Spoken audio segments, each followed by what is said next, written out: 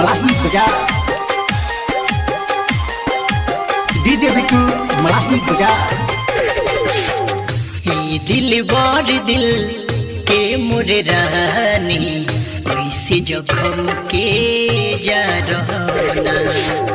ये दिल बार दिल के मोरे रानी कैसे जखम के जा रहना। हमके भुलैबो जी नहीं पैबो, हमके ऐसे बिसारना। हे दिल बार दिल के मोरे रानी ऐसे जखम के जा रहना। हे दिल बार दिल के मोरे रानी ऐसे जखम के जा रहना।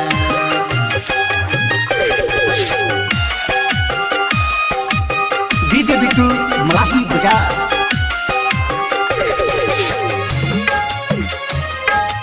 डीजे बिट्टू मलाही बजा।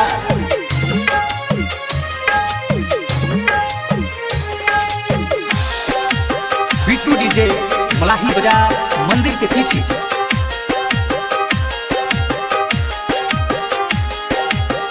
जे कर बगिया गुजर गईल बा, के करा के ताकी हो। मैं तो मरना चाहता हूँ लेकिन जिंदगी खपा हो जाती है। जहर भी पीता हूँ दवा हो जाती है। और ऐ मेरे दोस्त ये तू ही बता, मैं किसी को प्यार करता हूँ, मैं किसी को चाहता हूँ तो वो क्यों बेवफा हो जाती है। कहत रहलू साथ न छोड़ब, रहब जीवन भर ले साथी हो, रहब जीवन भर ले साथी हो। याद बड़ी आवे तू हर सतावे, याद बड़ी आवे तू हर सतावे, हमके तू ही संभालो ना। हे दिल बार दिल के मोरे रानी ऐसे जखम के जा रहना। हे दिल बार दिल के मोरे रानी ऐसे जखम के जा रहना। बिट्टू डीजे मलाही बजा मंदिर के पीछे।